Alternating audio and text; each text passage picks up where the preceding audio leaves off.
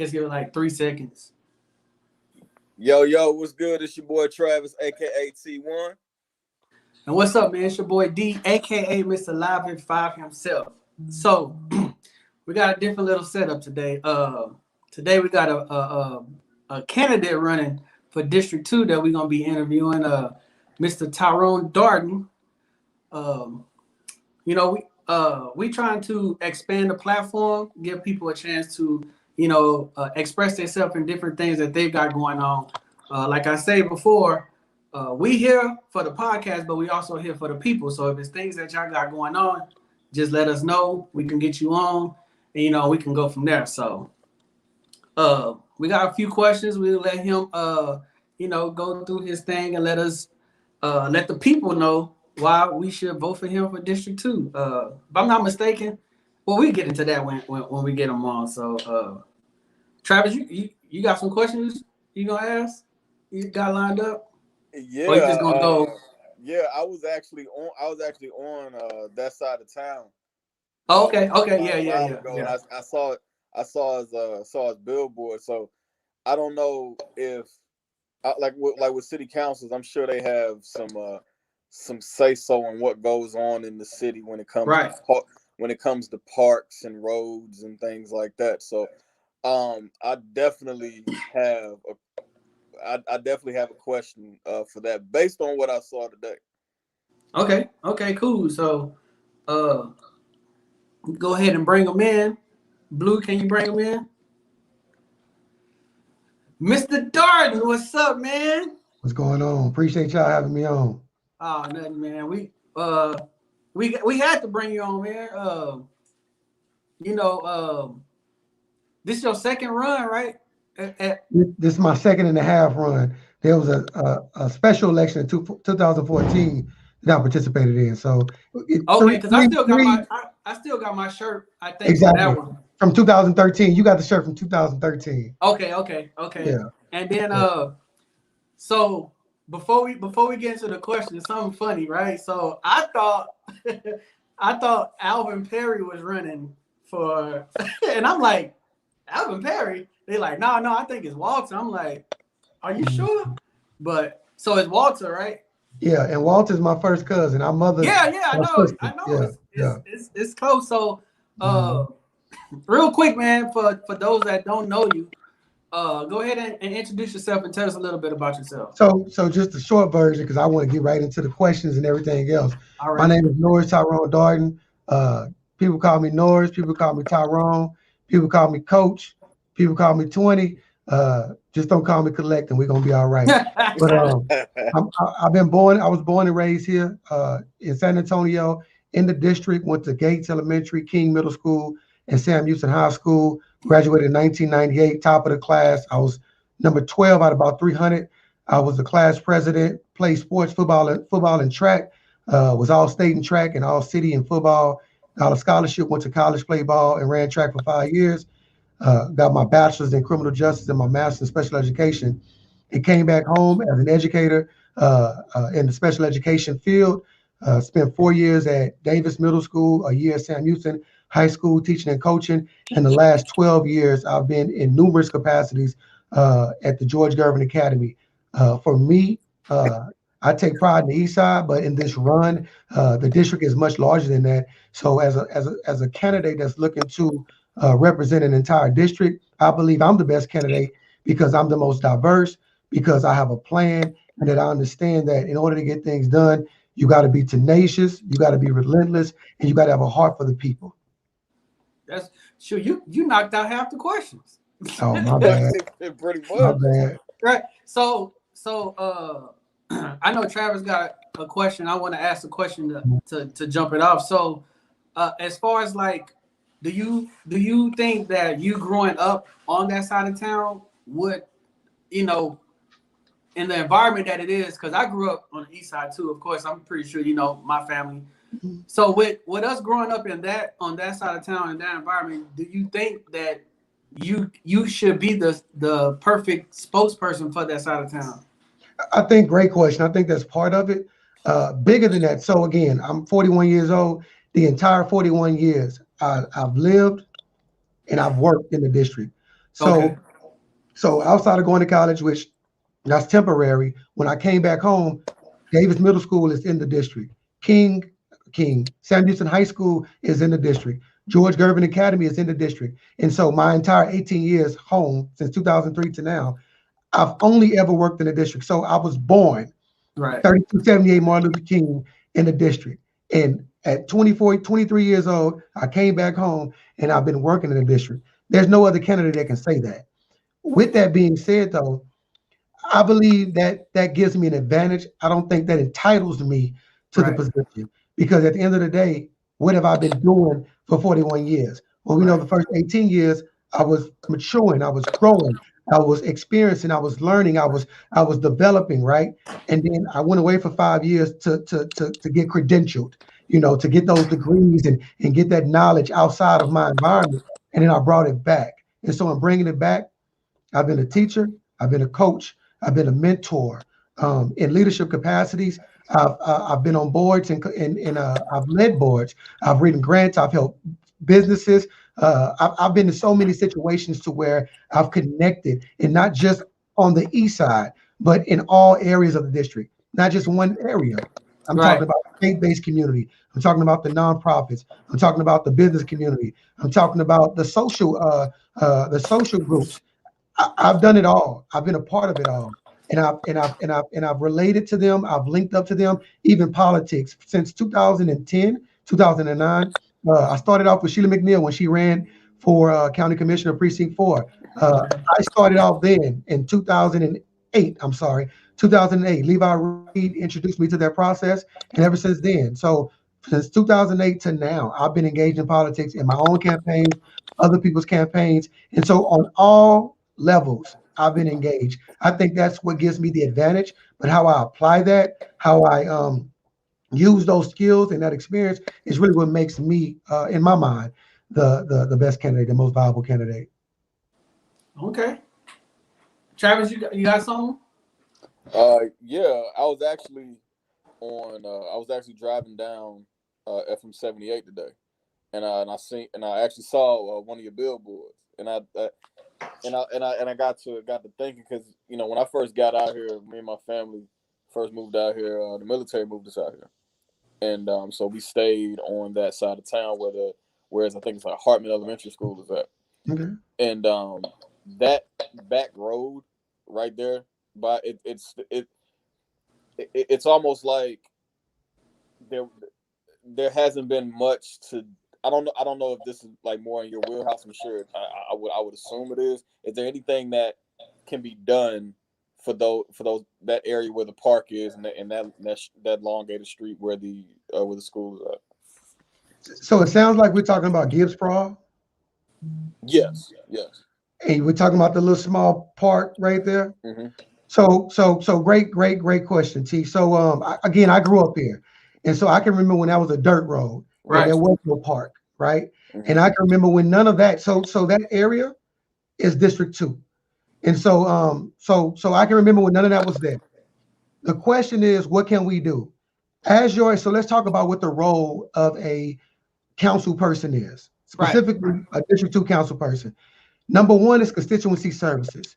So if you live in a constituent, for those who don't know, it's a resident, right? Mm-hmm. Someone who lives in your district, that's a constituent. The number one priority is to connect, represent, and advocate for those people that are in your district. So T, you coming to the council person and you're saying, hey, it's good that we have a park, but it's not really a lot there for the kids and the community. Plus, it's kind of close to a busy road. It's kind of hard to get in and out. What I would like to see is more amenities, maybe a splash pad, maybe some workout areas, maybe a basketball court. And I would also see maybe we can connect it to one of these communities behind it, so we don't have to just go in through that heavy travel Gibbs Sprawl. We can go through doing one of the communities on the backside of it, Northeast Crossing or Holland. That's like Park Village, right? Park Village, Northeast Crossing, and Walls and Forms is in that area, right? Or creating some pathways. So a good council person would say, is that what you want? Is that what you think the community wants? Let's start talking about it. So I'm going to the community members and saying, hey, I met with a community member and they said these ideas, they shared these ideas with me. What do you think? And you start getting that community buy-in. And you start mobilizing those communities. Like I said, Walsham Forum. Like I said, like you said, Park Village, and those different communities. And you say, okay, we got a couple of hundred people that are willing to come down to city council and say, this is what we want. Right. So for me, now I'm at the advocation stage. No, let me go back. I'm at the funding piece. How can I fund this, right? So I go to the city manager and I say, hey, we got a need in one of my communities for one of our parks. What does the funding look like? So they're going to look at all the different pots. No is never an option. Not when I'm working for my people. It's going to be how, not no. So the city manager might say, hey, Councilman Darden, we can't do it right now, but this is what we can do. We have a bond that we just passed, and there's going to be some money left over. Let's look and see how much that project would cost and how long it would take. And let's see if we can allocate those funds to that. So I go back to the people and I give them an update because no one wants to sit around waiting for information. You know the saying, no news is good news. That's not true in politics. You need news. You need news. And so I'll go back and let you guys know what the status is so you can be excited about it and you can hold me accountable. So let's say city manager comes back with his team, city staff, and says, that project will cost $4 million, Mr. Darden, Councilman Darden. And it looks like we're going to be able to have $26 million in reprogramming funds. Is this something that you want to do? If you can, we can put this in the queue, and in the next 2 years, that'll be finished. I go back to the people and say, hey guys, is this what you want? We can do it in 2 years with this funding and we can make it happen. Everybody says yes. We come to agreement. Now I'm advocating for that and we're getting it passed. That's how you work for your constituents. Too often in our community, number one, we don't know. Number two, we don't know how. So we don't know what to do. We don't know how to do it. And then we take any response. We take no response, or we take, well, we can't do it like that, or that's not possible, or we got to wait until this time and that time. No, that's not what the role of the person you elected is. So going back to where I feel I'm the best candidate is because although I've never been the elected official, I've been in some of those meetings. I've been a part of some of those conversations, and I don't have to start from zero. I can start from 8 of 25. I can start from 12 of 25. I don't have to start from the ground level. Charles Williams told me when I ran in 2013, why should I vote for you? You don't even know where the bathroom is. And I was so offended by that. But as I grew politically, I understood when you get somebody that's fresh, that's green, there's a learning curve. And the community does not have time to wait. We've waited 41 years. And for some people, we waited for 60 years and 80 years. We don't have time to wait, because if we wait too much longer, we're not gonna have anything left. And so when he told me that you didn't know where the bathroom is, I was, excuse my French, I was pissed. Right. But then as time passed, I didn't know where the bathroom was. I know where it's at now. And so because I know where it's at, guess what? I'm not going to be going in the closet looking for money. I'm not going to be going looking to use the restroom. I'm not going to go on the patio looking to use the restroom. I'm going to the restroom looking to use the restroom. And that's why for me, I know that I can hit the ground running and get things done. That's why I feel confident in when I say these things and they say you should never make promises. No, I'm gonna make some promises because I'm gonna see them through.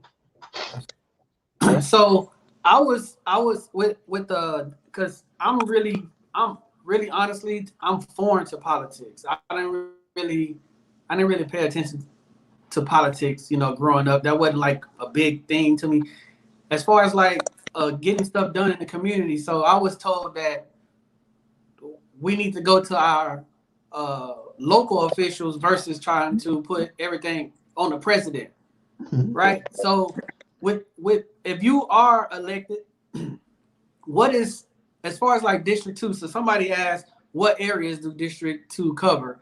So I know one of those areas is where I grew up at. So what is like 2 of the top things that you see that needs to be done like ASAP? All right, so you asked 2 questions, and then I'll give another question on that.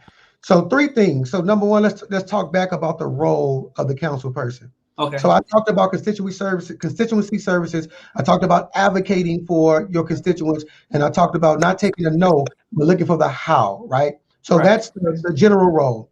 But I know when I was backstage, when you guys was just trying to get the show going, T talked about parks and roads and things like that. So the basic services that you can think about is the role of the city council, which also includes the mayor. Okay. You think about parks and recreation. You think about the safety, which encompasses fire, police, and EMS. You think about health. That's our metro health system. You think about infrastructure. So what is infrastructure? The streets, the sidewalks, the drainage, the lighting. And a lot of people don't know this, but the citizens of San Antonio own CPS and we own SAWS. So city council and the mayor basically oversee, they're part of the oversight of those utilities for us. So the basic things that we can think about, animal care services, our senior services, those are the things that city council does. Now they dip and they dab in a little bit of other things. For example, pre-K for essay. Education is a school district thing, but they saw a need. Castro saw his need in his administration during that time, and with that need, they created an opportunity through a state approved use of sales tax to fund pre-K for essay. And so the city typically doesn't operate in that realm. But at times they can dibble and dab. One thing that people don't even know, and this happened maybe 3 or 4 years ago, but the city passed the ordinance that in San Antonio, you have to be 21 years old to purchase nicotine products, right? Now the federal government says you have to be 18. 18. In San Antonio, you have to be 21. And so again, the city typically doesn't do those type of things. I never knew that. But they can dibble and dabble in certain things. So let's go to the next two things. So that covers the general role of a city council person and the mayor. Okay. And the city council person is responsible for their district. So they're kind of, if you want to look at it like this, they're the mayor of their district, right? Okay. So look at it like that. And then they're supposed to bring their needs to the entire body of 10, and then they vote. And it takes 6 votes to get anything passed, right? Okay. So that's why it's important to have those relationships. So let's go back to the 2 things you said, the areas. District 2, when they did the last count, as far as size and mass and things like that, was the 2nd largest district. I think now it's going to be the 1st. Let me put it in perspective. District 2 is larger than the city of San Francisco. I ain't talking about San Antonio. District 2.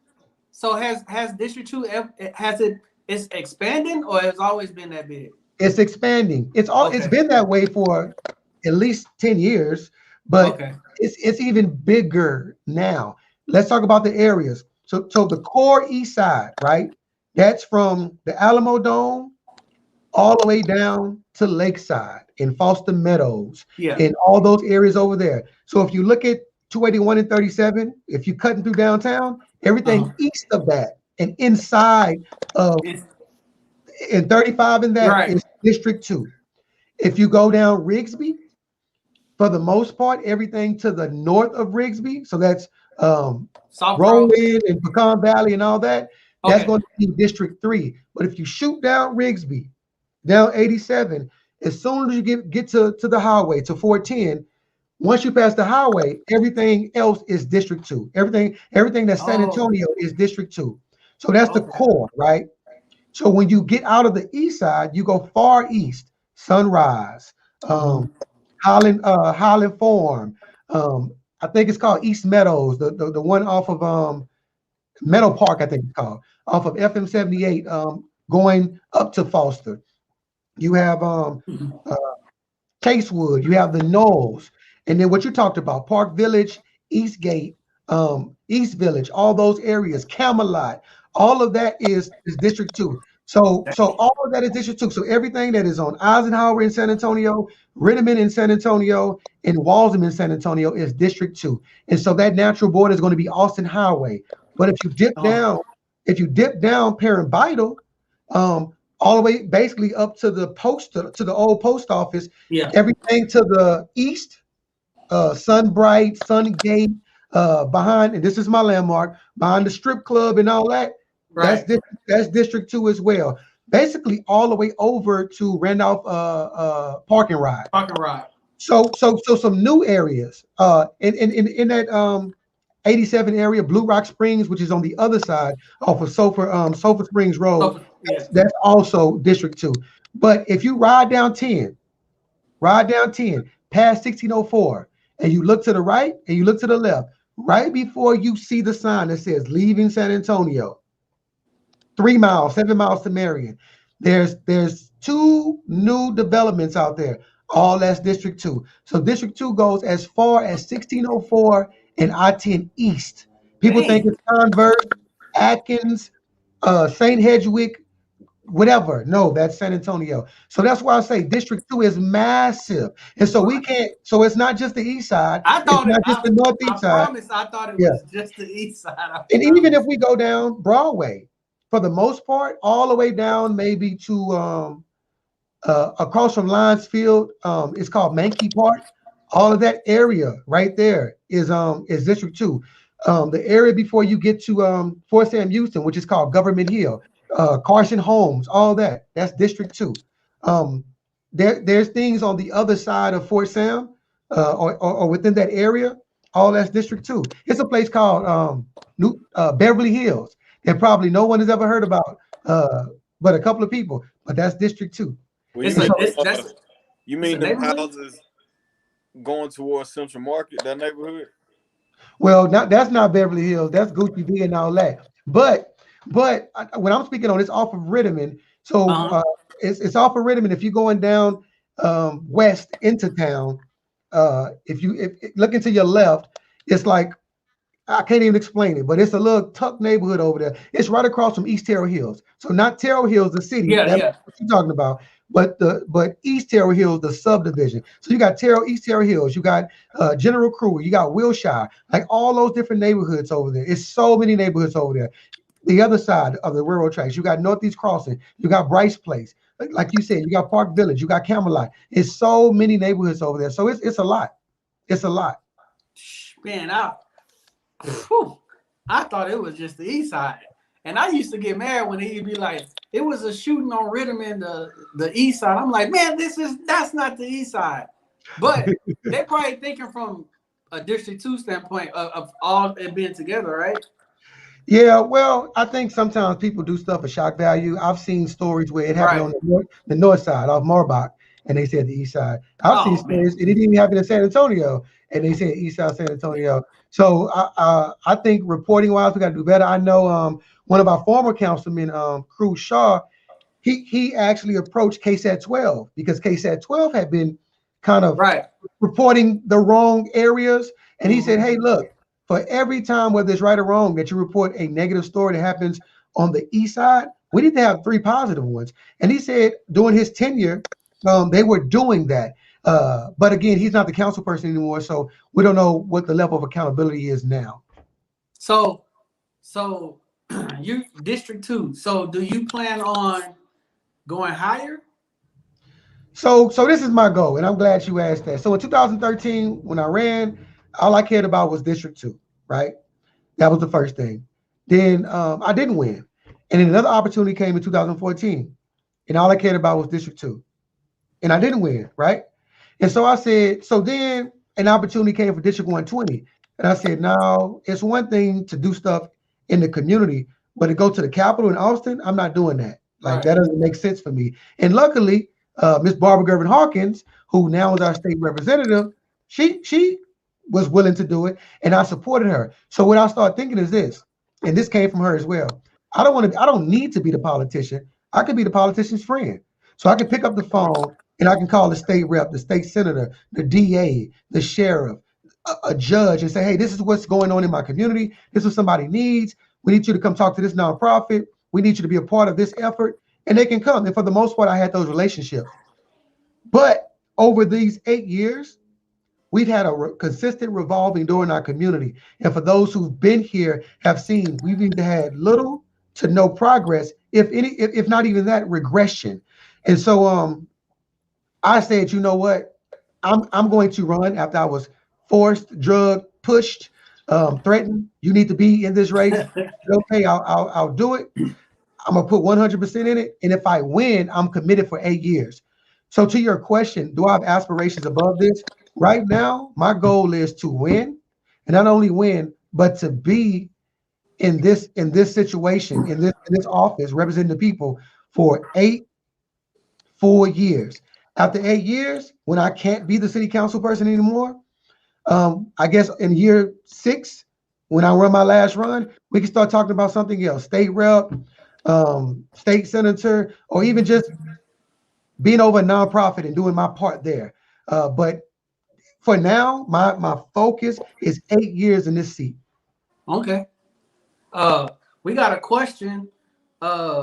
Miss McGarity, she said, what are 2 of the main issues people have approached you with, and what were your responses? So there's a lot of issues that are tied for. There's probably 10 issues that are tied for number 1. So one issue and so I'm gonna wrap it up in housing, right? So, but it's layered. So I'm gonna give you 3 or 4 different things on housing. Number 1, we don't have a plan as a city for the homeless and the houseless, right? Okay. So for me, you have to have a plan. You can't just move people from one side of the street to the other side of the street and think that's okay. Or you can't gather everybody up. Y'all remember The Wire? Uh-huh. Remember Amsterdam when they moved all the drug activity to an abandoned part of the city? Yeah. We can't gather all the homeless and houseless people up and move them to Haven for Hope. It doesn't work like that because everybody's situation is different. What I see us doing is we need to have a plan that involves transitional living all the way up to home ownership. Everybody doesn't want to own a home. Everybody doesn't want to live in a house. Right. And so we have to have options for people, and we have to walk them through that process. And it takes case management. It takes resources. It takes all these different things to guide that population to where they feel comfortable and where we come up with the win-win, where the citizens benefit, the taxpayers benefit, and the people, the consumers, the people we're helping benefit. So that's the housing, the homeless and the houseless piece to housing. Number 2, affordable housing. Then think about it, guys.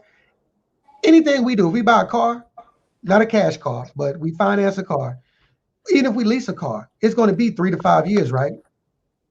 If we whatever we do is going to be time on it. But for a house, we year to year on a lease or renting. And that puts people in that bind of every year they got to figure out where they're going to live if they're not going to live in that same place. Right. So affordable housing is bigger than a price tag. It's more so options. An option that I talked to a person today about was, hey, why couldn't we work with realtors and instead of having 1-year leases, have 3 to 5 year leases? And after that 3 to 5 lease, if they've been a good tenant, they've paid on time, they ain't tore up the property, give incentives to that owner that, hey, won't you work out a rent to own piece where there's equity from that 3 to 5 years that's added to that lease to own, that rent to own option, and then over whatever 10 years, 15 years, whatever the situation may be, that person can get into a homeowner program in that property that they've taken care of, in that property they've raised their kids in that property that they've been calling home, and now they're invested. And they're not only invested in the community, they invested in themselves. So that's number 2. Number 3, and this is a big one, gentrification. So gentrification goes 2 ways, right? So on one side of gentrification, you talk about these flippers coming in, flipping, sipping and flipping, and they taking a $40,000 property, put some lipstick on it, and now it's worth $300,000. Right. Or they taking a lot that's the size of a garage and putting 4 3-story buildings on it, and selling each one for $250,000. Right. And so what that's doing is it's impacting the property value.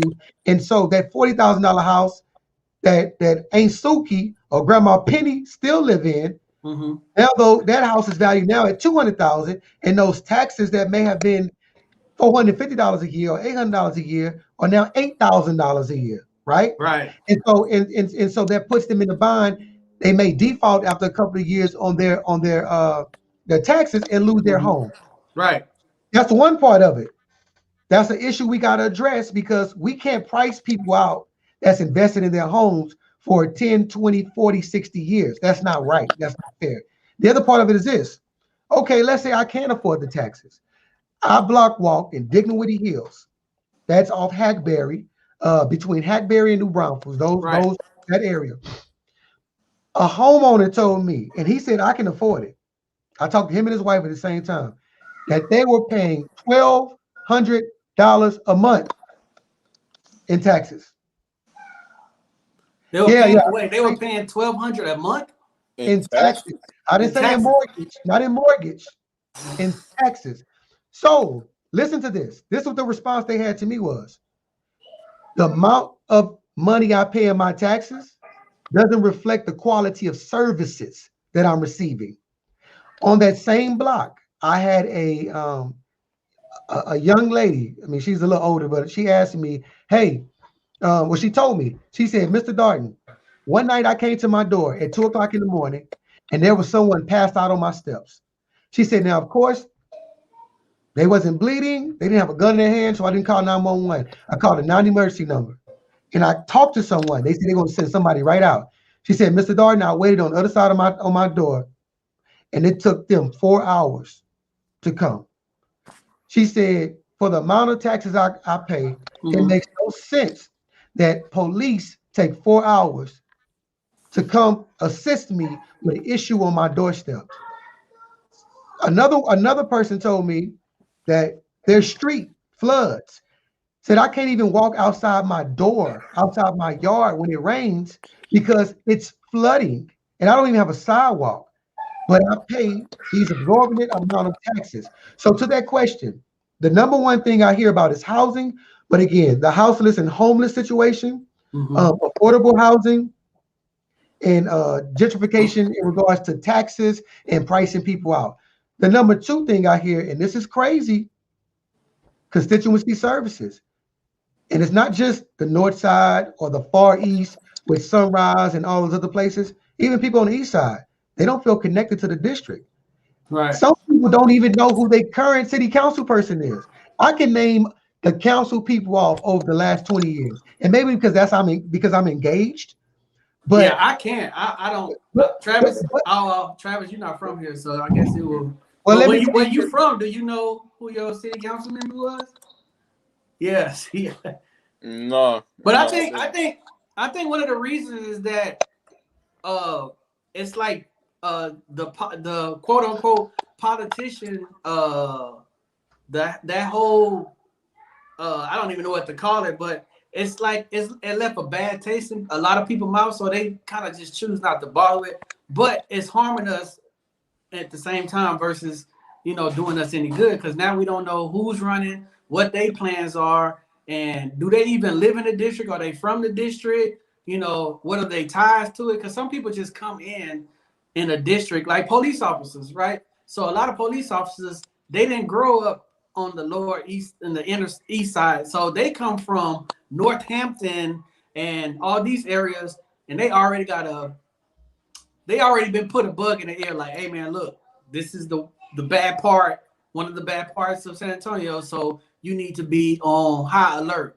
Versus somebody that's like, for instance, if you was to run for a police, job, just in general, like you would know how to handle people in your community. It don't always have to be rah. Sometimes you can talk to people and change them versus using physical force. And I think that turned us off with police. So I think it's the same. We got a bad taste with politicians, and we got a bad taste with police officers. So now we just like stuck. And I can see you shedding some light to that, Ben. I know where you come from, and I know that the people in the community. Like, I'm pretty sure you probably still know people that you can go to their house and just kick it. That's 1,000% true. And so just to finish off that response, the first one, housing, and the second one, and the second one is constituent services and connectivity to the district office. Again, people don't even know who their council person is. But Right. beyond that, you know, if they call, if they text, if they email, I don't know. But they're telling me this when I knock on the door or when they respond back to an email that I sent out, that that's not going on. For me, just what you said, D, it's about relationships. And it goes back to the original question that you asked me. Why you? Like, why you think you won? Because number one, it's beyond knowing people. It's about people know me. And so they're comfortable, like you said. I can go in the sticks, Skinny Block, Wheatley Courts, J Street. I can also go on Broadway, East Terrell Hills. I can shoot down to Sunrise. I can go to all these different communities because number one, I've been there. Right. I know these families. I've taught their kids. I have relationships with them, whether I grew up with them, whether I know them professionally, whether I know them in the community. And so, number one, I have access. But number two, they gonna hold me accountable because they don't know Councilman Darden. They know Tyrone. They know Coach Darden. They know Mr. Darden. They know the principal. They know that's Joyce, little baby. Right. They know Chrissy and Randy, big brother. They know that's Ty Norris and Tynasia, daddy. So they know me on a different level. They know he that kid that was in the Iowa Dream Foundation. He the kid that shot food with Barbara Bush. So there's relationships there. And so it's different. They can call me out and say, Tyrone, you came to my door and you said you was gonna do better. You said you was gonna advocate for us. T can call me out and say, come on, son. You stood right here on where you asked and said what you was gonna do, and you doing everything what everybody else been doing. Now, bring me right back on this show and roast me. And guess what? I'm not gonna be the one that say, no, I ain't got time. I'm gonna let you roast me, and I'm either do better or move on. Right. And that's the difference, I believe. I know somebody talked about the mask, my thoughts on the mask. Right. And so you can see the. Of course. Okay. Of course. So my thoughts on the mask. So, and I'm gonna say this, and I respect everybody's position as long as they respect mine. Right. And so until we get to a point of disrespect, and we call that respect to the check it, until somebody is checking something, it's all respect, it's all love. For me, as a Christian, because that's what I am, it's all about volition. And if you don't know what volition is, it's free will. It's free will. But with free will comes consequence. Yep. For me, I wear my mask, not because I'm afraid, not because I have all the knowledge and information on what does and doesn't exist. I wear my mask because I'm in contact with people every day, with kids, with senior citizens, with whoever. And I would want, because I feel a certain type of way, that I'll put other people's lives in jeopardy. Because at the end of the day, if I'm right or wrong about the situation, let's say I believe it's all a hoax. Ain't no such thing as COVID. This is a big old scam. And I ain't wearing no mask, and I have it. And I give it to somebody else loves, I can't take that back. So for me, I choose to wear a mask. If somebody's not wearing a mask around me, I ain't tripping. You know why? I got my mask on. You got yours on. Yeah. I got my mask on. And so I was at an event today. And at the event today, I looked around. And only people that had on masks was people from District 2, because it was a political event. It was about 60 people there. And the only people there that had on masks were people from District 2. And so I was like, oh, you know, that's crazy. But nobody said, why y'all got y'all mask on? Take y'all mask off. But for me, I want to be clear. I'm going to wear my mask because that's what I choose to do. But if anybody else chooses not to wear their mask, I'm not tripping. My kids going to have their mask on, and I'm going to have my mask on. My kids are around their grandmother, their great-grandmother. Like I said, I'm around seniors all the time. I don't want to take a chance on that. Now, when I'm by myself, I'm mask off. So we good, but I don't want to take those chances. How I feel about the mayor not wearing a mask, that's the first I've heard about it. Maybe the mayor got his vaccine, and maybe he's trying to put a political assurance out there that, hey, I took both my doses. The coast is clear, so it's okay. I have no idea. I would say this though, as a leader with people who depend on you for guidance. For me, people are listening to me saying, man, Tyrone said wear a mask, so I'm gonna wear a mask. Right. People are looking at the mayor. Again, I didn't know this, but people are looking at the mayor and saying, if the mayor's not wearing a mask, I'm not wearing a mask either. If that's the case, we got to be careful because we are leaders and people do follow us, and we got to watch where we leading people because we don't want to lead them to their doom. And that goes for anything, not just mask. But that's my take on that. Hopefully, I responded appropriately to those questions. And I ain't trying to hijack y'all interview, but like I said, I see the platform is. This is what the platform is about, man. Yeah, it's even better that you can see these comments, so I won't have to stop you and run them up to you. But so, me, Travis, and DJ, we talked and we was trying to figure out how to do this, and it was a question, I guess it was kind of a controversial question that we wanted to probably ask you. You can answer if you want to or not, but it was brought to our attention of an article. I don't know if it was your son. You tell me. I don't know. It was what was it was somebody named Tyrone Darden. Yeah, all my kids named Ty. So yeah, Tyrell is my oldest. Okay, so we had seen I guess it was a news article or some negative stuff that happened. We don't even need to go into details, but we was going through if we should ask you or not. So if you want to answer, you can answer, but do you know anything about that? Like any information on that? Ask me the question and I'll give you a response. So I don't even know how to ask the question because I'll ask it this way. Do you feel like because your son is grown, correct? Do you feel like that's something that should be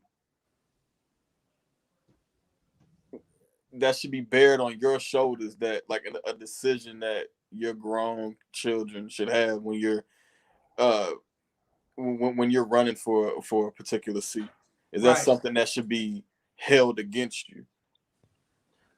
That's a great question, T. See, it's hard for me to ask that question because I know you personally. I'm gonna say it like this. How I heard Tyler say it is, should I be indicted based on someone else's situation, whether it's my mother, my father, my son, my cousin, whoever? Right. I'm gonna look at it both ways. Yes and no. No, because why? Just like T said, my child, he's my child. He'll forever be my child. But he's a grown-up. Right. And grown-ups make mistakes. I'm 41 years old. If I make a mistake today, tonight, tomorrow, that ain't on my mama. That's on me. But because that's my mama, people are going to say, hey, that's your baby? And what's going on? And some small-minded people might come back and say, I wonder if she raised him right. I wonder if she took him to church, or if she prayed with him, or if she taught him right from wrong. Because you know, girl, or you know, man, you don't know what goes on behind closed doors. At the end of the day, none of that matters to me, because I know, and where I come from is called being blameless. I know I gave my children, I'm giving my children everything I got in this moment. Right. For me, I feel like there's a trinity of every being. For a man, for a male, it's being a man, it's being a father, and it's being a husband. For a female, it's being a woman, it's being a wife, and it's a woman, a wife, and a mother, right? So for me, 21 years ago, I wasn't the same father I am today. So my children that are 8 and 9 and 11 are going to get a better for me, because I improved. I get wild every day. So they're going to get a better father. My friends are going to get a better friend. When I'm married, my wife is going to get a better husband. Right. And as a professional, you're going to get a better principal. You're going to get a better coach. You're going to get a better counsel person than if I was a counsel person in 2013 than in 2021. So to your question, on the one hand, nah. Whether my child is 15 or my child is 40. He has a mind of his own. I can only do my part. But the other part of it is this. I do have a responsibility as a man, as a father, to maximize what I can do, not only for my child, for everybody's child, Right. because that's what leadership is. So for me, whatever I feel like the issue was, the gap was, the lack of resources was, I need to advocate for everybody else's child. Some people say, ain't no opportunity out here for these young people. Ain't no summer jobs. Ain't this, ain't that. Guess what? If you feel like that, I'm gonna advocate for opportunity for our young people. They say, idle mind is the devil's playground. So we need to give these young people an opportunity to get things done, right? And so whether it's summer jobs, whether it's financial literacy, whether it's service learning projects, and this ties into what the question that's on the screen right now, whether it's post-secondary readiness, all those different things, civic engagement. If I'm working in the summer, 35 hours a week, 30 hours a week, whatever it is, and I got to be to work at 8 o'clock in the morning, I ain't on the block. I ain't even up on the phone. Well, we used to be up on the phone all night. They don't do that all no more. night singing those sweet nothings. I'm not even doing that. Guess what? I'm in the bed at 10, 11 because I want to get up and get that check, right? We got to provide these opportunities. And on top of that, with financial literacy, if we teaching our young people, oh, you say you want to be a millionaire? Well, I can get you to 6 figures. Want me to show you how to get to 100,000, 150,000? And if you're showing them at 13, 15, if you do this, this, and this, and you don't have X, Y, and Z, felony, you drop out all these different, a baby, because you pay child support, and now the pressure's on you, then you can move and be 23 years old, making 6 figures with no debt, and have your own $300,000 house, and have two foreign cars if you want it, and take 5 trips a year until you're 35 and start your family.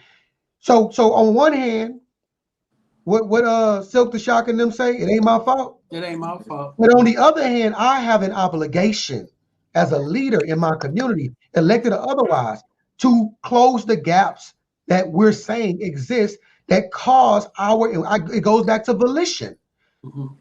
Volition is one thing, but if you don't have a choice, if you only have the hood, the block, the blunt, the bottle, sex, whatever it is, if you only have those options, how can you expect for any person whose mind is still developing to say, I'm gonna do nothing, I'm gonna stay still instead of drinking this shot of Everclear, or hitting this blunt, or joyriding this stolen car, or going up somebody's head and taking their purse, or running this credit card, whatever the situation is, we see it every day. Yeah, we see it every day. So to your question, T, 1,000%, it ain't my fault.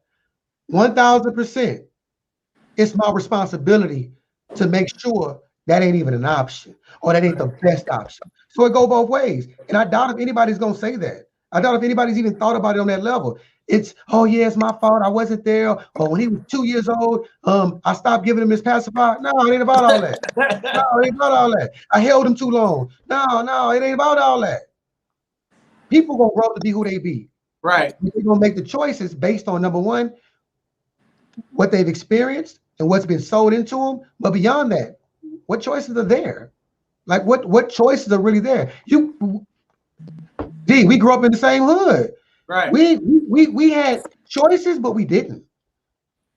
And a lot of people that we know are dead, locked up, or just in a bad place. We grew up saying, how does somebody become a crackhead? And now at 41 years old, I've been watching my friends, some of my friends since I've been home from college, on crack, on heroin, on meth, walking the block, looking like a zombie. And I've been watching some of my friends that have been going to jail since middle school, and camp, and TYC, and state jail, and TDC, and the feds. And it's a revolving door. But I also got some friends that are doing well for themselves, whether they're barbers, they're business owners, they're beauticians, they got a food truck, they're teachers, they're doctors, we got lawyers, we got anything you can think of, plumbers, HVAC people, all that. So it's the gambit of the spectrum, but it shouldn't be a crapshoot. We should prepare our kids, and from a councilman leadership standpoint, we control those resources in our community. My bad, y'all. I went on the tangent. My bad. No, man, you good, man. That's My bad. all that stuff we needed to hear, man. All that stuff, especially like being that you said that, man. I want to give a shout out to well, a lot of people know him as Triple B, but Michael Butler, man. If y'all don't know Mike, when we was younger, Mike was out there, and now he flipped his script. Another person is 5'6", Anthony Jackson, another brother that flipped the script, and now he's my personal trainer for my 90-day big right. dog. Yeah. I be seeing him in there working you out. So at some point, I might pop my top. I don't know. I might pop my top at some point. I don't know. Oh well, see, Travis do MMA, so I don't fight. I'm a thinker, not a fighter. So one of the reasons why we decided to ask you that question is because we felt like we don't know how that goes. Like if you got a debate or anything, and we felt like that might be a question that's gonna pop up. So we was giving you a chance to go ahead and clear that out. So now we felt like we taking ammo out the clip. So something they can't use. So in a situation like that, I wasn't gonna get 7 minutes to respond. I'm gonna get 30 seconds to a minute to respond. And the easy response is, my son is an adult, and as an adult, when he makes mistakes, he's responsible for it. Now he ain't been convicted of anything. Right. Let that be clear. He hasn't been convicted of anything, and so I'm gonna support my son. But at the end of the day, that's part of the reason why I'm running, because we need leaders that my son can resonate to. Right. People that look like him, because it's not about my son. It's about your sons. Mm-hmm. It's about our sons and daughters and uncles and nieces and nephews and daughters and everybody, our grandparents. At the end of the day, we may or may not agree with anything that Barack Hussein Obama did or didn't. But at the end of the day, no person that looks like us cannot say at any moment we felt a little tingle like, wow. Oh yeah, definitely. That guy's the president. It's still a historic moment, regardless if we agree with what he did. Listen, when Oprah became a billionaire, I don't even fool with Oprah like that. I was like, wow, that woman's like my mama. Right. And she up there with the big dogs. So there is and I'm not the black candidate. When I get elected, I'm representing everybody. But there is a level of black excellence that we want, that we crave for, right? And for the culture. So for me, it's about the community and the culture. And we got to be able to put all of that in the mix and into play. So yeah, we need to be able to look in the mirror and see ourselves successful, right? In the media, so many times we're portrayed in a negative light. But you guys, y'all can bring me on and y'all can say, hey, we ain't here to hurt you, but let's talk about this situation. Right. Somebody else might just boom, boom, boom, boom, boom, and bang me. And be negative, you know what I'm saying? But we control that. We have that opportunity, and our people that came before us have made that opportunity available for us. And so for me as a leader, that's my role. So how I would answer that is, look, that's why I'm running. Yes, he's accused of doing X, Y, and Z. And as an adult, whether he did it or didn't, it's up to him and the judicial system to figure that out.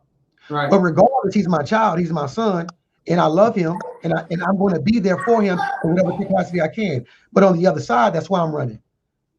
So there'll be other options than the options that my son may or may not have chosen. Because ultimately, no one's born bad, no one's born hood, no one's born ghetto, no one's born whatever.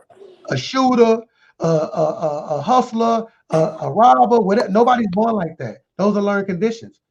If they're learned conditions, that means we can teach anything. My son is 8. He's fluent in Spanish. We can teach anything. Right. I started writing grants at 31. We can teach anything. And I feel like I'm a high-level grant writer. And I was never trained anything. I sat down with my mentor. She went through a process with me of about 3 to 6 months. And after that, it was go write your own. Nobody taught me how to do 501c3s and LLCs and articles of incorporation and small business plans and executive summaries. I figured it out based on people around me that were doing those type of things. And one thing that I was told was great advice. I know you didn't ask me what's the best advice. The great advice I was told was elevate your relationship. If you're consistently around the same people, the people at your level or below, you never have the capacity, you never build capacity to help anybody else but yourself and the people below. But if you continue to build capacity by elevating your relationships, again, if you have a relationship with the DA, I ain't calling in no favors, but at the end of the day, hey, this is what's going on in my community. I need you to pay attention to that. If I got an issue with what's going on in the county with the sheriff deputies, I can call up Salazar. Hey, look, man, this is what and this is not as a council person. Right. This is a private citizen. That's elevating your relationships. And so it's all about that, whether it's a billionaire or whether it's somebody that's insightful and a content expert on something. I don't know everything. I need to be around people that do. Right. That know what they know. And so now it's all about growth. It's all about just seizing the moment. What's that? Carpe diem. Just our time is now and making it happen. Travis, and somebody said, if you're the smartest person in the room, you're in the wrong room. Correct. And that's one thing. I was teased basically my entire time of growing up. I'm a know-it-all. I'm a know-it-all. And I went to college and I was like, yes, I don't know it all. And I still kind of knew a little bit more than a lot of people. But at the end of the day, it's not about what you know. It's about what you're trying to know. And so now I sit back and I listen and I learn. And I can learn from anybody, a 2-year-old or a 200-year-old, if that even exists. Because if you're a lifelong learner, you're going to always be growing. That's true. That's dope. That's definitely true. Travis, you got any other questions? No, I think my brother, answered questions that weren't asked and answered all the questions that were. Right. And he, articulated his claims and his key points, very well to where we all can understand and all can see where he's coming from. You know what I mean? And it's a beautiful thing that where somebody from the community comes back and does something to want to change the landscape of the community they were raised in. It was right. It's something that one of my mentors, and and I consider him, more than a mentor, he's like an uncle to me. He always said to me, he said, look, you can go do whatever it is that you want to go do out in the world. Go see this, go experience that, but always make sure you can come back home. Meaning never forget where you came from. Right. Because when you remember where you came from will always remember you. And you'll always have that solid foundation. You'll always have that backing from that community. So I applaud you on that, brother. A prime example of that. Y'all remember Marion Barry? Mm-hmm. Yeah. So Marion Barry was the mayor of DC, right? DC. He got caught in the room with some prostitutes smoking crack, right? Right. Went to jail and everything. Ran for mayor and won. But then after all them years, after he was done being mayor, he came back and ran again for city council and won. And so that goes to your point. If you for the people, and Trump said this, he said this years ago, I can kill somebody in Central Park and I can get off. And that was brought up in the campaign. That's a negative thing. We don't want to kill anybody and get off. We don't want to smoke crack and be with prostitutes in a hotel room. But to your point, if you love the community and you're there for the community gonna be there for you. Mm-hmm. Point blank, period. 2 things before we go, because I'm assuming y'all sticking to an hour. If it's not, then I'll still say my 2 things and we can continue. But the number one first thing is a question about yep, and this is why it's important for officers to live where they patrol, so they innately have a strong investment in the community. So to respond to that, that's 1,000% true. Let's not say it's 1,000% true. That's a fact, right? Right. Let me tell you what should be happening. In our community, when I say our community, District 2, we should be intentionally instilling in young people from elementary, middle school, all the way to high school, the importance of policing your own community, of taking care of your own community as an emergency medical tech, of being that fire, that leader in the fire department as a firefighter. We should be instilling that those areas of safety are our job. And guess what? You can get paid for it. And you can get paid good for it. Back to what I said earlier, when you can start instilling these financial literacy deals with these young people. Imagine if 100 people every 10 years or so came out of the community that they live in and become firefighters, police officers, and EMS, and with the EMS. That would be beautiful, because people that look like themselves will be the ones that are providing the safety. If I get a call and I hear Burnett, Commerce, Rigsby, Dub, Sunrise this, Lake that, guess what? I'm not waiting. That's my Right. homie. That's my grandma. I'm gonna get there, and I'm gonna make sure everybody's all right, because I have ownership in that situation. That's what we got to start doing. We got to start bringing that mentality back to our neighborhoods and raising up leaders in all aspects, not just rappers, not just actors, not just dancers, and not just lawyers and doctors, but teachers. Man, if you go in our communities, it ain't too many of us that are teachers. And Dino, his wife is a teacher, and so we got to do better instilling those things in ourselves, in our homes. I can remember 40 years. I can't remember 40 years ago because I'm 41. But years ago, when I was a young person, in Eastwood, in Dale-Crest, in Willowwood, those communities were filled with lawyers, doctors, teachers, firefighters, police officers, everything you can think of professionally, business owners. They own gas stations. They own barbershops. They own beauty shops. I'm not talking about having a chair. They own the whole shop. They own stores. All these different things. We don't have that anymore, and we got to get back to that. The second thing is going back to the fun question. What do I listen to? Y'all gonna trip out. You see those memes that make you lose your black card, or what don't you like? Yeah. I don't listen to music. I listen to Texas Public Radio. Oh, my wife. That's the 89.1, right? 89.1. Right. I listen to Texas Public Radio. I listen to when there's nothing really going on. It's a repetitive on Texas Public Radio. I listen to ESPN SA, and so I get my politics and my community, and I get my sports. Just recently, I done dipped back to 1480 KCHL, just so I can get that morning motivation with my gospel music, because that's how I was raised, and that motivates me. But I can't even tell you the rating. 98.5 the beat, maybe, if that's still there. Like, I can't even tell you that. I don't own any headphones. I don't do the Apple Music or iTunes or whatever those things are called. I don't do none of that. Really, you know what I do? I sit, play, and fly to strategize, and I just try to figure out what I'm gonna do and what the rhythm I'm moving to, and what my soundtrack gonna be. So I do a lot of humming, and I make up little tunes in my head. but the thought of success, the thought of helping my people, like, that's what keeps me moving. That's what keeps me going. I have one of those days where I'm like, ooh, we accomplished something today. I'm excited. I'm bobbing my head. Okay. You got what? I got a non-political question. Go ahead. I got a non-political question. So, being that you went to Sam, I went to Sam too.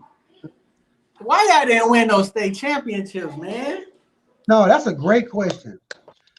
When I went to college, in high school, first off, I didn't play sports until I organized sports for the most part till I got in 7th grade. My mother had her children in ballet, piano, all kind of stuff like that.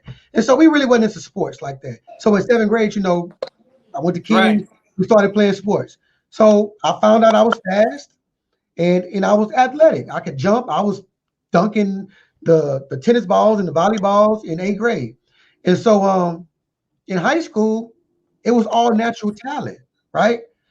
We didn't have a system. And I didn't know this. I didn't know this until I got to college. We didn't have a system. So when I got to college, there was a clock. There was a clock on the field. And the first thing I asked one of my teammates was, what is that clock for? He said, what you mean? He said, because we, you know, they manage the time of the practice. What does that mean? Well, you have these different, you know, they have it broken up. You're here for 5 minutes. You're there for 10 minutes. You go to these drills. You go to this place. You got to. I ain't never heard no structure like that. We went out there on that field. We stretched, and we might be out there for 1 hour. We might be out there for 3 hours. We might have the lights on. I never knew that. One thing, people used to always tease me. Now, keep in mind, my senior year, I had 18 catches for 9 touchdowns. That means every other time I touched the ball, I scored. Yeah, I scored a touchdown. 18 catches for 9 touchdowns. But people used to always tease me, say, you can't catch, you can't catch. When I went to college, it wasn't that I couldn't catch.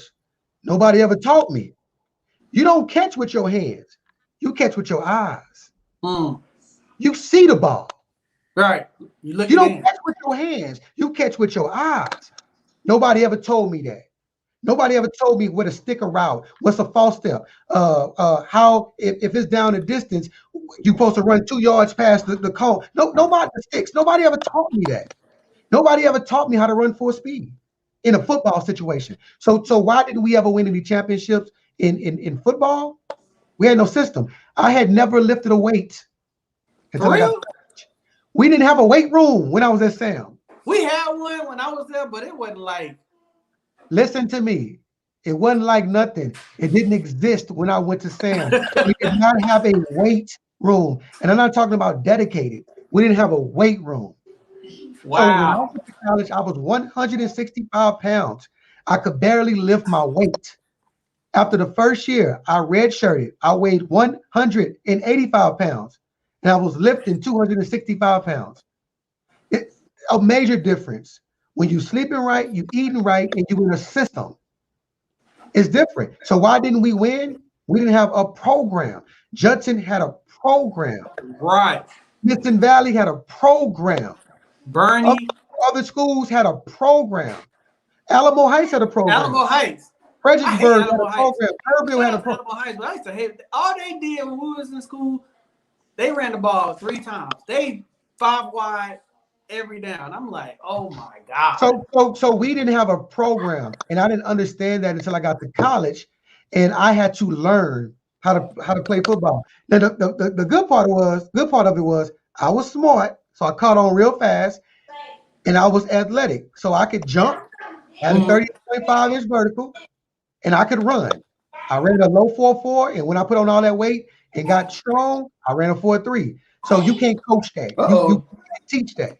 And so for me, the learning curve, I picked it up real quick.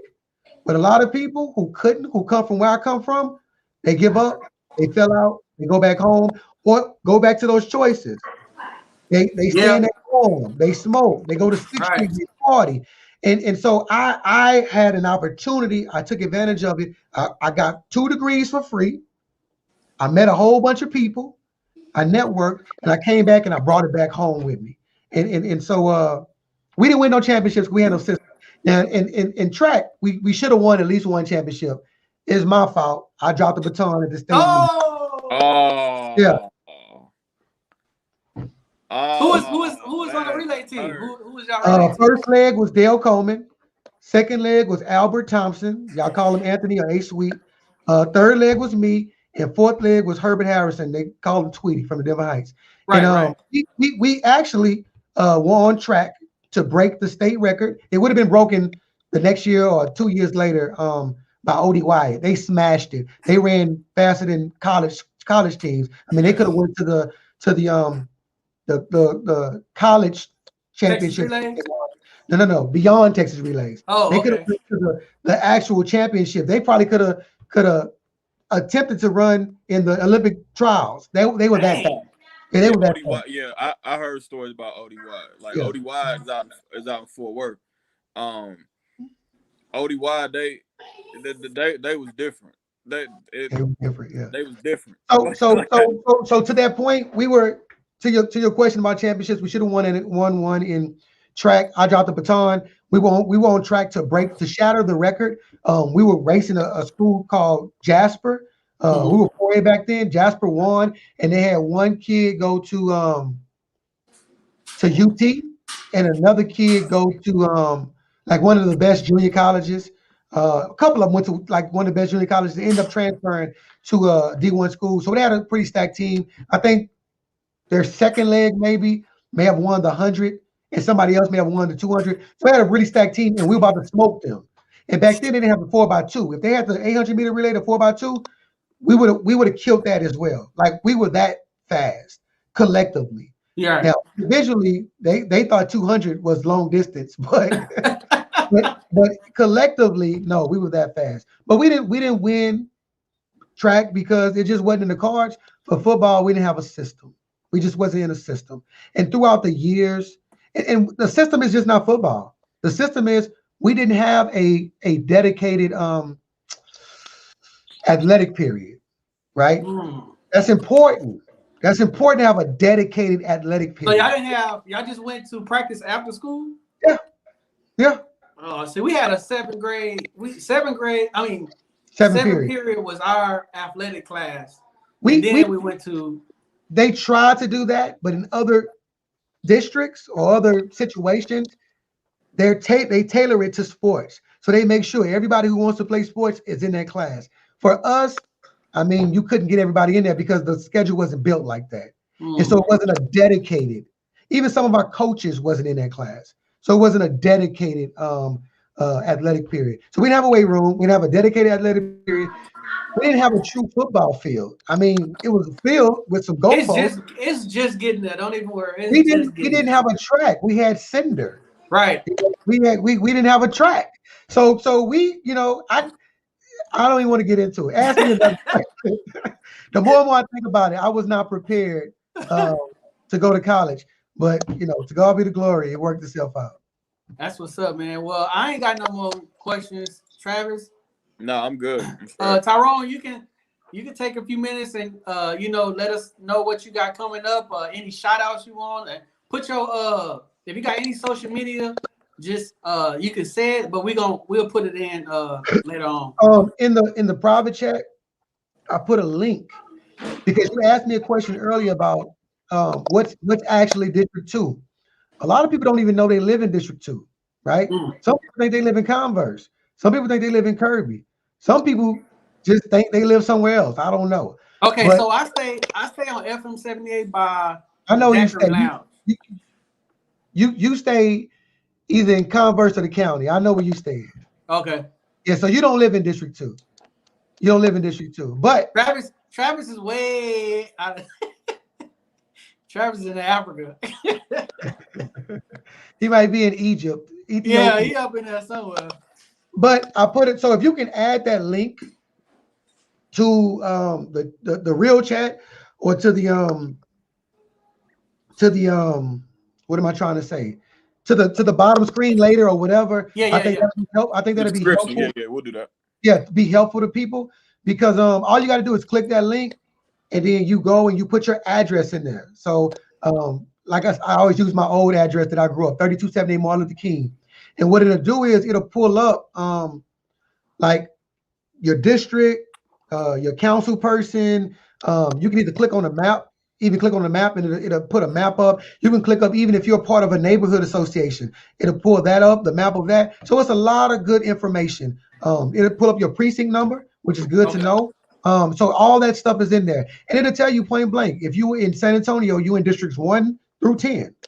If you're not in San Antonio, it'll say you in Converse, it'll say you in Windcrest, it'll say you in Hollywood Park, it'll say you in wherever, right? Okay. And it'll tell you who represents you there. Who's your council person, who's your mayor, whoever. Yeah, it'll do all that.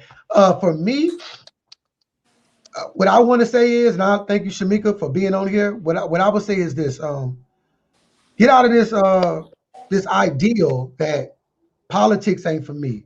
Right. If you walk on these streets, if you drive on these streets, if you shop, if you are a living, breathing person, politics is for you. And if you don't participate in the process, you cannot complain. Right. Because I'm going to go further than your vote is your voice.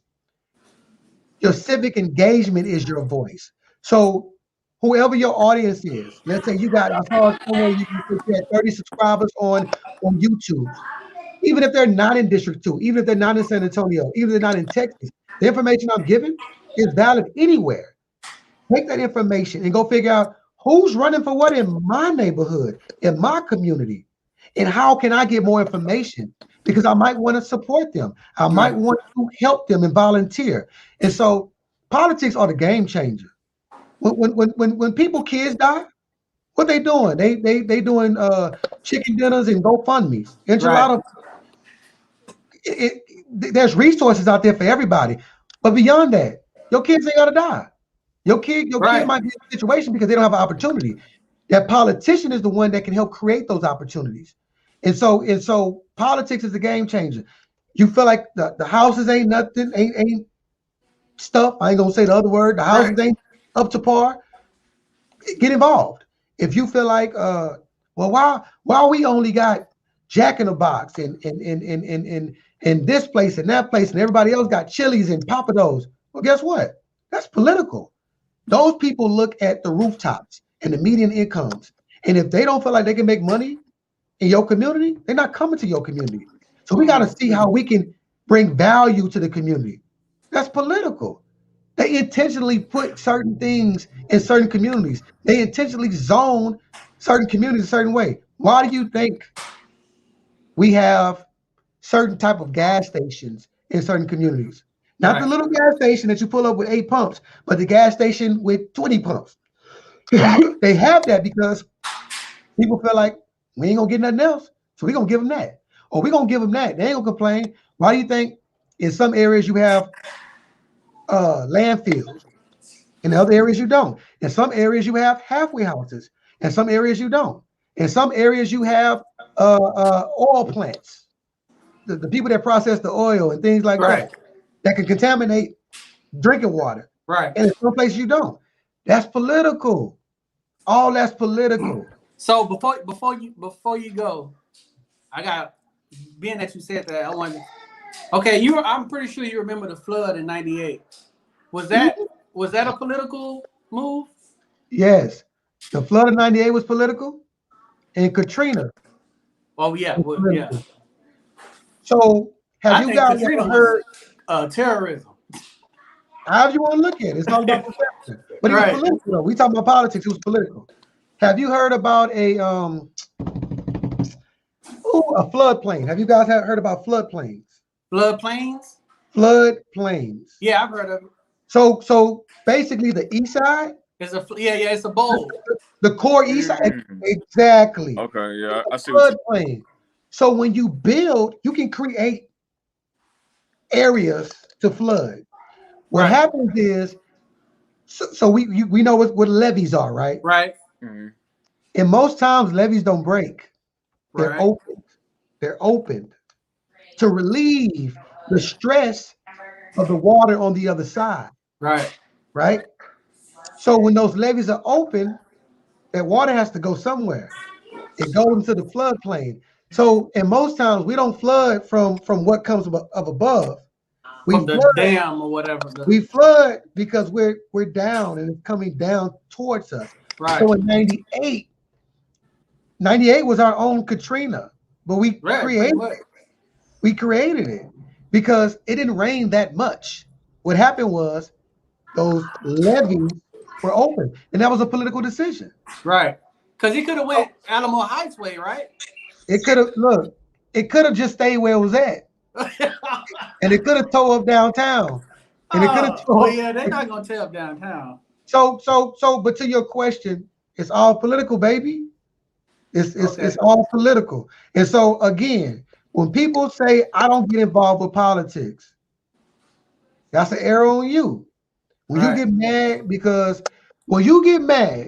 because you got caught with an ounce, and now you got to pay all this money to get out of jail, and then all this money for a lawyer, and then you take a plea, and you got to pay all this money on probation, and all this money on fines, and then you got to go see all these different people in these classes and pay all this money, and you had that little ounce of weed that cost you $45. I don't know how much an ounce of weed costs, but let's say it cost you $45.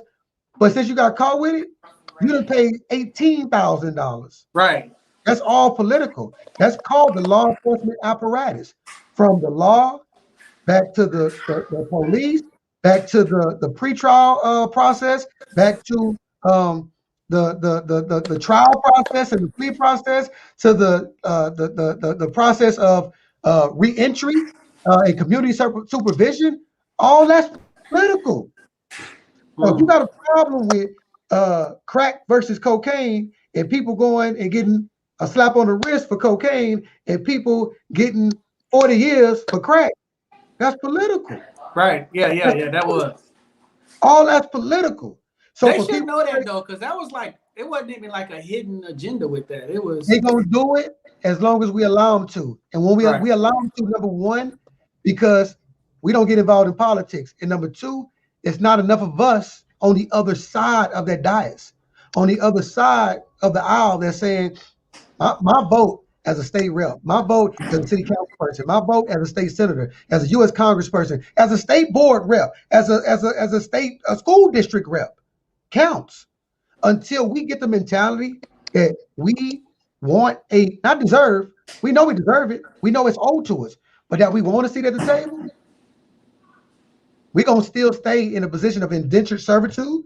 We're going to still stay in a position of Jim Crow. We're going to still stay in a position of systematic racism. We're going to still stay in a position where there is no equity, no 40 acres in a mule. We're going to continue to stay because we're not the people that are making decisions.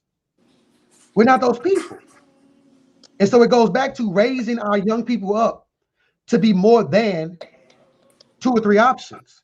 Right. We need them to have all the options because we need our rappers. We need our Jay-Z's. We need our Denzel Washingtons. We need our Tyler Perry's. And Will Smith. Don't forget about Will Smith. We need our Oprahs. We need all those people. We need our Johnson from they used to own the Bobcats. Right. We need our Master P's, but we also need our Barack Obamas. And we also need our Mr. Charles Williams from the Williams Barber College. And we need our Tony Gradney. We need all these people. We need more than, I'm going to make up a name because I know too many OGs. We need more than Big B Live at 5. Right. We need more than Big OG Swank Dog. We need more than that. We need more than, Cheddar can spit. Right. That's our guy. So, we need more than Jared Dillon went to play for the Lions and the Jacksonville Jaguars. But Jared Dillon is a lawyer now. Oh, he is? Shout out to Jared Dillon. His wife is a doctor. Shout out, you might know, Bubby, right? Robert Gill. He went to Southwest Texas. He went to Texas. Yeah. So he got some things going on in Houston. So yeah, man, it's some people, they just don't get the I don't want to say they don't get the recognition, but I'm gonna say the recognition because they came from where we at and they went and did something with themselves. And instead of using them as an example, we tend to use I don't want to call. Don't call no names. We know who got the bodies. We know who got the straps. We know who got the most babies in the hood. We know all that. Right. We know who the shooters are. We know he carry a stendo. He keep an AR. We know that. We know he the plug. But do we know who write the grants? Do we know who the tutors are and the mentors are? Do we know who we can talk to about starting a business? Like you talk about stories, I look at Mr. I look at Wesley Prince. I grew up just like you grew up. Daryl Butler was in my class. Right. So I know Daryl and Michael and Wesley Butler. I know Buddha, and I know what's my man name? I can't Daniel. Rocky. I know Rocky. Rocky. I know Daniel. I know all them people. And so we got positive things to say about them people. But guess what? We got to go beyond what we know. We got to be what we see. And these young people got to say, man, there's kings coming out of our community. And so when we talk about kings and queens, it can't be just a talk. It got to be real. And it's really kings coming out. So going back to the question about my son, I got to do this. So it won't just be another NEGU used the wrong way. Not a king, not a positive thing, but a negative thing. But no, he was a star athlete. He was the president of his class. He got a master's degree, working on his PhD. He was a coach. He was a teacher. He was a principal. And he writing grants. He's helping people. And then he's a city council person. Yeah, we can do that too. Right. We can do that too. And we can be the mayor. We can be the governor. And we need people, at least in the political lane, to be striving for that. So I'm glad you asked that question. What's next? I got to get this first. And hopefully everybody listening can help me.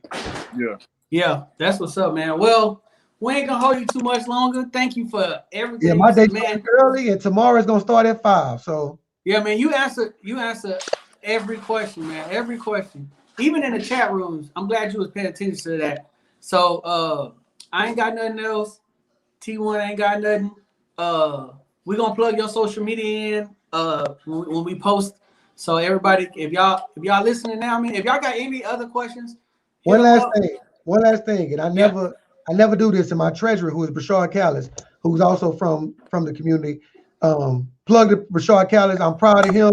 He is the Jam Pro, and I say he's the franchisee, not the franchisor. And this is my terminology. But anybody looking to start a business, call Brashard Callis. Janitorial business, he gonna do whatever he needs to do to help you get what you can get, and he'll tell you, because I sat down with him. If you want to work towards being a millionaire, he gonna give you the program. If you want to work towards having an extra $1,500 a month, he gonna put you onto that too. With that being said, it ain't all about money, but campaigns can't run off heart, passion, and dedication. They need a little bread too. So if $5, $10, $20, Shamika, she'll get with you guys on the donation link. But any little thing counts. I'm gonna smash regardless. I'm block walking every day on my lunch break, because I'm still working. I got a job. I'm taking on the role as a dyslexia teacher and a special education teacher. So from 8 to 10 every day, my students see me in the classroom and on virtual. So I'm doing the same thing that Mrs. McGarity is doing, just not on her level. But then I get my work done. I take my break, because I come in early and I stay late. And I get out there on them streets for at least 2 hours, and I knock on them doors, and I do it every day. Every day. On the weekend, I get volunteers out. We've done Delcrest, Eastwood, Lakeside. This weekend, we'll be on that FM 78, Foster Road corridor, Highland Farm, Sunrise, Chasewood, the Knolls, all those areas over there. We trying to get it. But that $20, everything matters. Everything matters. So I can appreciate that. I never asked, and this is gonna be my ask right now. Oh no, man, you gotta ask, man. They always say closed mouths don't get fed. That's what they used to tell me. So I get it. But man, without further ado, man, thank you for coming on. Everybody, man, make sure that y'all comment, share, and like if y'all haven't already. Go social media, go follow Tyrone. Keep up with the program, man. Make sure y'all asking questions and keep inquiring, because as you can see, he gonna answer all your questions.